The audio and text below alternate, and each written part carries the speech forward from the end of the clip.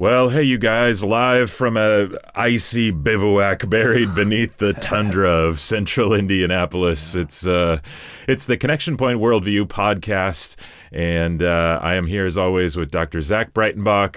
My name is Pastor Ron, and this is a podcast designed to take you as a parent or guardian deeper into places that your student has already gone, and we're surviving Snowmageddon here in the Indiana region. It's a chilly one, so hope you're staying safe wherever you are, or you're listening to this much, much later and it's already warmed up and everything's nice again. But we are just starting a new series. You guys are just getting rolling on a brand new series with the middle schoolers and the high schoolers on science and Christianity. So, Dr. Zach, tell me about this series. What was the main point of this first lesson, and where are you going in the rest of the series? Yeah, it's on science and Christianity, like you said, and so we're trying to explore the relationship between the two, because it's often thought that there's a conflict there, and a lot of people have questions about how they fit. So that's kind of the point of the series. That's great. That's super important. Yeah. And so week one, what we'll be talking about here today, we just sort of talked about kind of introing this idea of the relationship between science and Christianity, looking at several different views on how they might fit together. So we'll unpack that, talking about whether science and Christianity can teach each other anything, can inform each other, and then talking about how Christianity really does provide a lot of motivation and foundations for doing science, and we look at historically how many leading scientists actually have been Christians and didn't see any conflict between their faith and their science. Then in week two, we're going to kind of dive deeper into some specific ways that Christianity has informed science, where some things that Christians always believed have proven to be true in science in just the last century. Week three is going to be a panel discussion where we're going to have some scientists who are Christians. Awesome. I think all of them probably go to our church. We're lining them up, and we're going to interview them and have them talk about their faith and how that fits with doing science. Some will be like a medical doctor, or maybe a chemist. They'll be from different areas. Then week four, we're going to talk about evolution, right? So, what about evolution and the idea that all life developed naturally, and the different species we see can be explained naturally? How does that? What should we think about that? Is there good evidence that everything happened through natural processes? We may have time to get into a little bit about some of the debate about the age of the earth as well in there. Awesome. Your favorite topic. My favorite topic, yes. Yes. Well, I'm actually really looking forward to this whole series. So how did you kick things off with the first lesson? Yeah, so we started off by kind of just defining science, right? Talked about how science is the study of the natural world. And, you go through the scientific method where you observe something, you form a hypothesis, you experiment and test your hypothesis, you refine your hypothesis, you form a theory. Most students kind of understand what science is, but the main thing to understand is it's focused on the natural world. And then we talked about how science is great, right? Even if you don't love science, because I know there's a lot of students that don't love science all that much, but everyone probably loves the things that come from science, right? Yeah. A lot of the technologies that we enjoy. We live better today. The average person in America today lives way more comfortably than kings lived, centuries ago. Just the luxuries we have that we wouldn't have if it wasn't for science and technology. We talked about a few of those, from medicine and how people live longer. The infant mortality rates are lower. The communication and cell phones, video games. We all love video games. Yeah. Computers and being able to travel around the world in a day, explore space, all these things we wouldn't have without science. But then we talked about how, science is great, but some people take that pretty far, and they're like, well, I'm just really a scientific person, and I think science is all that I have time for, all that I have use for. I'm not much for religion, and this stuff's all about belief and blind leaps. And science, you can test it, you can experiment, you can prove things, you can really know things. And so I'm a scientific person, that kind of thing. And so they often see that there's this real conflict between science and religion. So that's kind of how we started on Sunday. That's a good foundation. So then you discussed 3 views on how Christianity relates to science. Can you explain that for us? Yeah, so a lot of people do think there is this conflict. So that's like the first view, is that there's an unavoidable conflict between science and Christianity. And this can be a view held by non-Christians or Christians, right? An example of a non-Christian who's famous for this sort of view would be someone like Richard Dawkins, right? A famous atheist, wrote books like The God Delusion, where he says, science really smashes Christianity. Science, as we develop our scientific knowledge and we learn more and more, it kind of pushes the need for believing in God out. Yeah. It closes the gaps in our knowledge. We used to think, there's Thor and the thunder gods that explain thunder. Well, now we know how thunder works, and we don't really need Thor anymore. And it's like that with all the gods, and so science really eliminates the need for religion, including Christianity. But even Christians can hold this view that there's this unavoidable conflict between science and Christianity. But they would say that Christianity smashes science, right? And they'd say, well, yeah, I think there's a lot of places where the Bible teaches one thing and science shows another, and there is a conflict, but I just think Christianity wins. And these secular scientists, they're all wrong and they don't know what they're talking about, or they're just blinded by their atheism and really throw the baby out with the bathwater. And so this can go both ways, right? This view that there's conflict. And a lot of people hold it, right? 59% of Americans, according to a 2015 Pew Research study, 59% of Americans said they think that science often conflicts with religion. So this is the view held by most Americans, which is unfortunate. And yet, about 1% of youth pastors actually talk about science-related matters in a given year. So when they did a survey, like, have you talked about science or anything related to it in the last year? Only about 1% of youth pastors say that they have. So churches often avoid this with youth, so that's why it's important we're going through this series, because there is this very widespread view that there's conflict there. So that's the first view. A second view is that science and Christianity, or science and religion, are just totally separate. So they can't conflict because they have nothing to do with each other. There's no overlap. They're totally different areas, right? So science is facts about nature. It's the study of the natural world, whereas religion, Christianity, it's about the supernatural, right? And science is observable and testable, whereas Christianity is just beliefs in blind faith and personal values, right? Science is provable. Christianity is just personal faith, personal values. So if you imagine like the old Venn diagram, right, you got the science bubble and you got the Christianity bubble, and they do not overlap at all. They're totally separate from each other. And so they can't conflict because they don't have anything to do with each other, but they also can't confirm each other or relate to each other in any way. Now, I think there's problems with this. I also think there's problems with the first view. I do not think that Christianity and science really are in conflict. But I don't think there's this view is good either, this view that they're totally separate. For one thing, God designed the world according to the Bible. He made it. The natural world is not the result of random processes.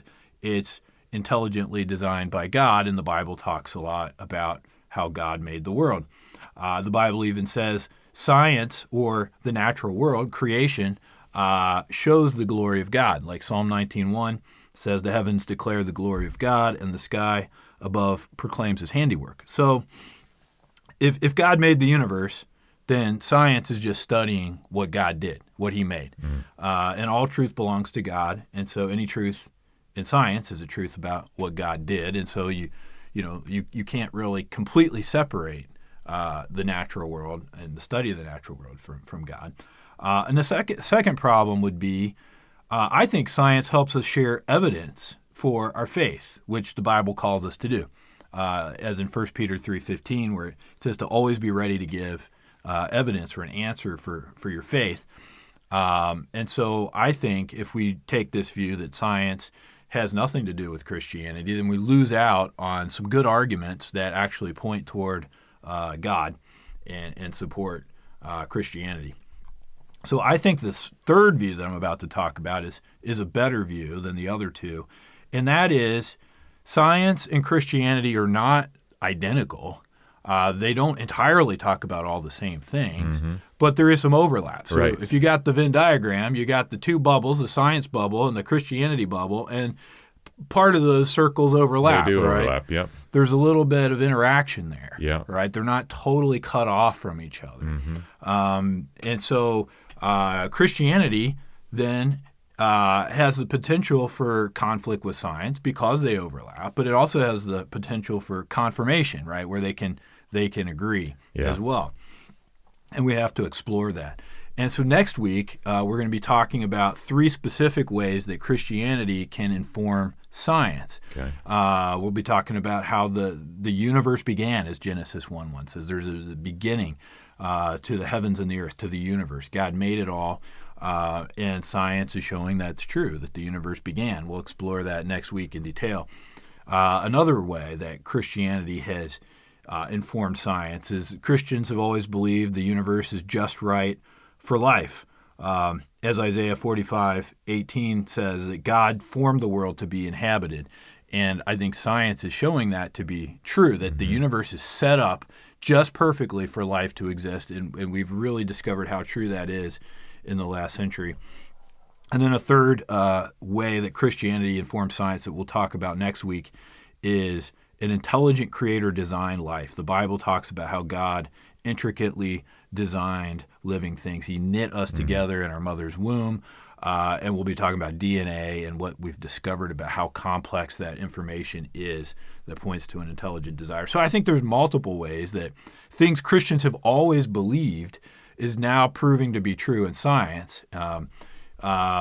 And so I think that's pretty interesting. That's cool. So Christianity can inform science, but what about the reverse? Yeah. Could science ever help us in understanding God's truth that he has revealed in Scripture? Yeah, I do think so. I think we need to be careful about reading modern science into the Bible. We need to be very careful about it. Science is always tentative. It's always developing. It's always being tested. It does change over time as we learn more and more. And so we need to be careful about, whatever the latest thing is in science, we're going to try to read that into the Bible. We need to read the Bible for what it is. Try to understand it in context. We've had a whole series on how to read the Bible and talked about the importance of context and some tools for how you really come at the Bible. And you try to understand, what did this mean to the original readers and what did the author probably mean here, instead of just forcing modern science into it to try to make it fit, right? So we have to be careful about that. But I do think that there is a place for science to inform how we interpret the Bible if we're doing this carefully and properly, because I think we've actually seen this happen in one very obvious story. And I talked about the story of Galileo. So Galileo lived in the 1500s to 1600s, and obviously famous, astronomer, physicist. And he was Catholic. He's a Christian. But he ran into this big conflict with the Catholic Church. And so what happened was the Catholic Church believes that everything goes around the earth, or they believed this at Galileo's time, that the earth does not move. It's in the middle of the universe, and the planets and even the sun itself all go around and orbit the earth. So the earth is at the middle. And this is not just the Catholic Church, but this goes back to, this was Aristotle's view. A lot of people thought this for a very long time. But Galileo comes along, and he's going to have some evidence to the contrary. But the Catholic Church actually had some biblical reasons for thinking the earth was not moving and was at the center as well. For example, Psalm 104:5 says, God set the earth on its foundations so that it should never be moved. They took this very literally, and they said, okay, just like your house sets on a foundation, well, the earth is literally sitting on foundations, and it doesn't move. Now, we don't interpret that verse that way anymore. Neither does the Catholic Church. They don't take it literally, and they're like, well, this is poetry. This is one of the Psalms. And really what it's trying to say is that God secures the earth, right? He's sovereign over it. It doesn't fly off into chaos. It doesn't literally mean that the earth is sitting on literal foundations, Yeah. and it never moves. It's not a statement about the physical position of the earth and Yes. its motion in space, right? Yeah, It's yeah. a poetic way of talking about God's sovereignty over creation Gotcha. and that sort of thing. But the Catholic Church at the time of Galileo took this very literally. They also pointed to Joshua 10, where the Israelites were in this big battle with their enemies, and Joshua, the military leader of Israel, wanted God to extend the daylight hour so that Israel could defeat their enemies. And so Joshua 10, verses 12 to 13, talks about how Joshua asked God to make the sun stand still. Right. And God did. It says, and then the sun stopped in the middle of the sky and delayed going down about a full day. So God did a miracle and extended the daylight so the Israelites had more time to defeat their enemies. And so the Catholic Church would say, see, look, it says the sun stood still. That means it's moving, it's going around the earth. Gotcha. Interesting. And now nobody interprets it this way. The passage doesn't literally say that the earth or that the sun is moving in space. Right. It doesn't talk about how yeah. the earth is still and the sun is moving in space. It said the sun stopped in the middle of the sky. And of course, from our perspective, as we look in the sky, we do see the sun move across the sky. Right. And the sun's position in the sky just didn't change. Interesting. Now, that's what happened. That's what the Israelites observed. Yeah. That doesn't imply anything about whether it's the earth going around the Scientifically, sun or correct. the sun going around the Yeah. earth. Both could be possible, and Right. that could still happen. And you could see how they would, in their day, with their understanding, interpret it Sure. that way, or yeah, that's interesting. So these couple verses were very important for how the Catholic Church was very settled. Plus, they really followed in the footsteps of Aristotle on this. But then Galileo comes along, and he's starting to find scientific evidence that the Earth and the other planets actually go around the sun, which of course today we know is true. That the sun is at the center of our solar system, and the Earth and the planets orbit around the sun. And so as Galileo was looking through his telescope, he was seeing evidence of this, and the Catholic Church did not like this at all. Now, honestly, Galileo was a little arrogant and poking at the church too, and made this harder than it had to be. Yeah. So there's a little fault on him for that. But ultimately, the church arrested Galileo for heresy, made him recant his view, and he was under house arrest, for the rest of his life. Wow. Because he had a different view than they did. Now, in 1992, several hundred years after Galileo died, the Catholic Church admitted it had wrongly interpreted the Bible. Not that the Bible is wrong, but we were too literal of these things. We were wrong in how we interpreted it. We were wrong in how we handled Galileo, and so they admitted fault with that. Yeah. But this is a clear case where science has now made it indisputably clear that the sun is at the center and everything goes around the sun, and nobody disputes that. And so these verses don't have to be read the way the Catholic Church read them. Right. And so it's not that you have to be like, well, the Bible's wrong.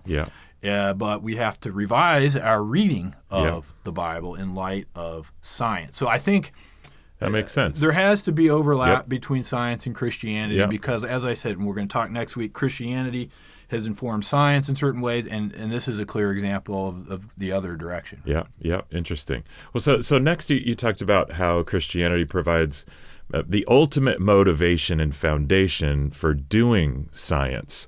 Why don't you go ahead and unpack that one for us? Yeah, I think really contrary to this idea that there's this conflict here, I think for one thing, there's a lot of motivation to be a scientist or do science as a Christian, because God created the natural world and science is the study of the natural world. So God calls us to rule over creation. In Genesis 1:26, there's this verse that says, God calls humans to rule over the fish of the sea and the birds of the heavens and over the livestock and over all the earth. So we're to be caretakers of the earth.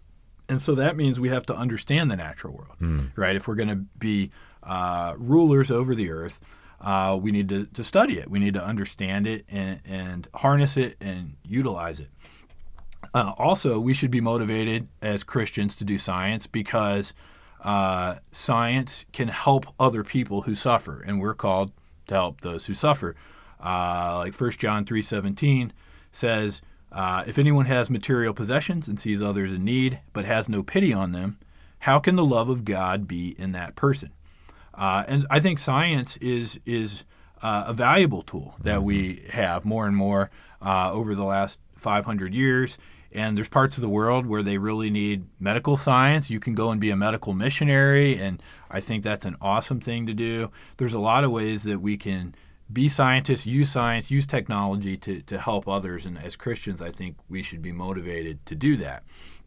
Not only should there be a lot of motivation to do science as a Christian, but I think Christianity actually provides a foundation for doing science that many other worldviews cannot provide.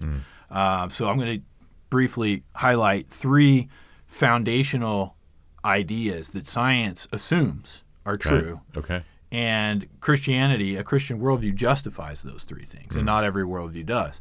One would be that nature is real. The Bible teaches that God made it. It's a real thing. And you say, well, of course, everyone's going to believe nature is real, but not every worldview does. Right. Buddhists and Hindus, for example, don't. We recently did podcasts. Yes. We went through all the different world religions. Buddhism and Hinduism think, which is a lot of the world's population, think the physical world is an illusion or Maya. It's not real. Why study it if it's not real? Right? There's no there's no motivation. There's no basis for doing science.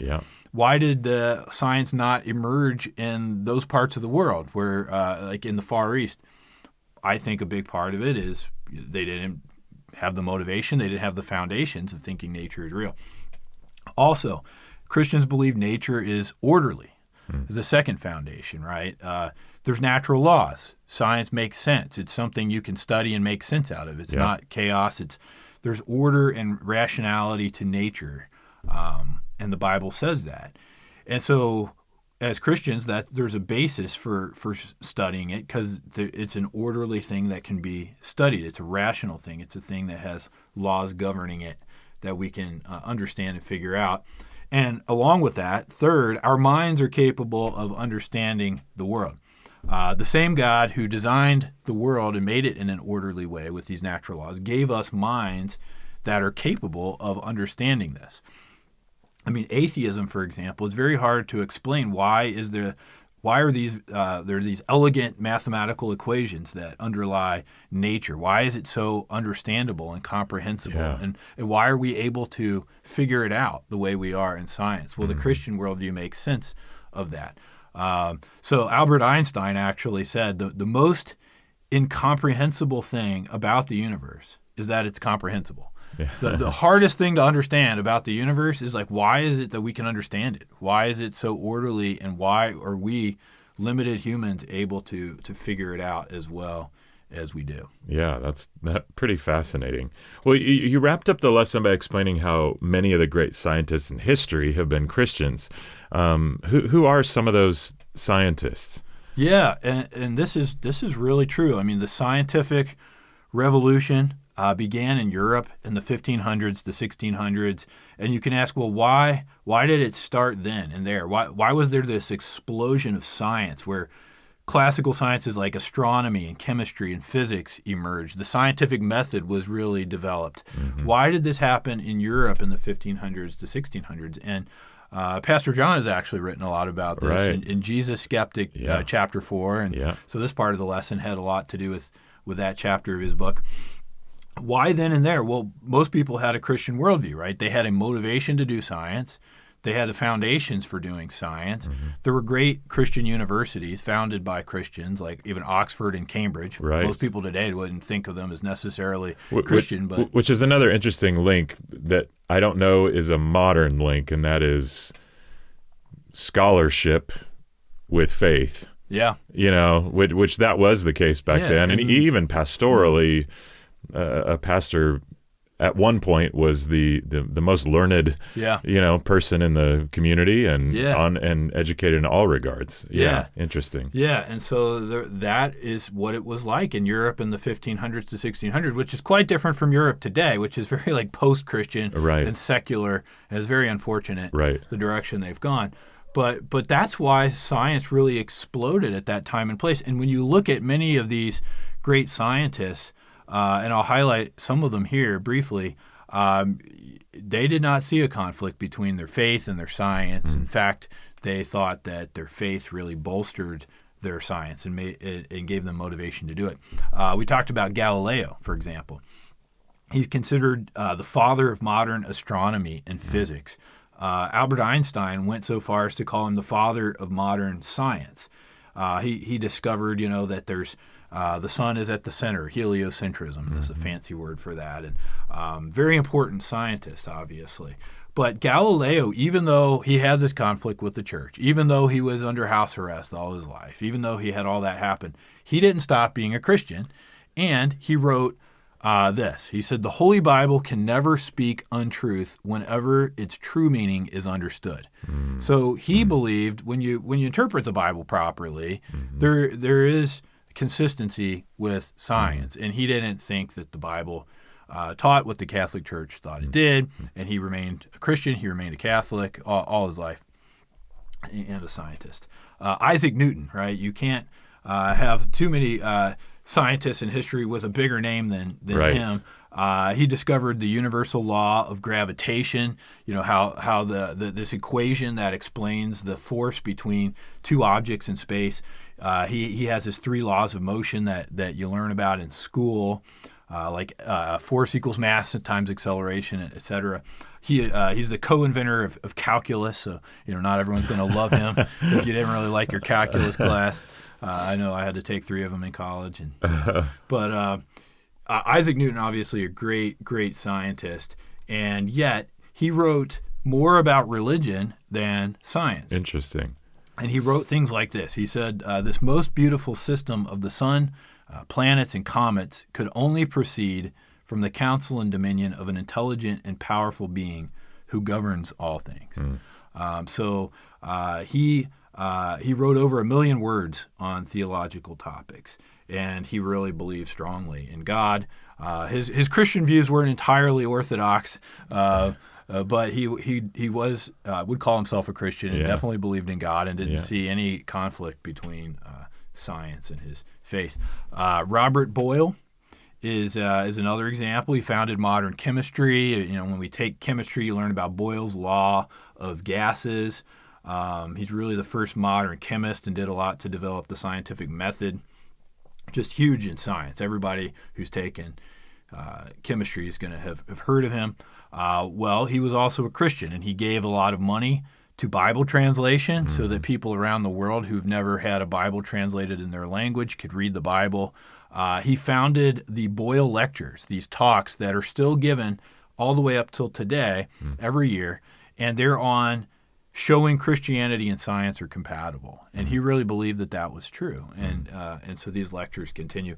Michael Faraday, if you love video games and you love wireless and you love your cell phone, you ought to thank Michael Faraday, right? He lived in the late 1700s to the 1800s, and he discovered electromagnetism, the electric motor, really foundational for electronic gadgets that we have today and for the propagation of signals like you have in wireless.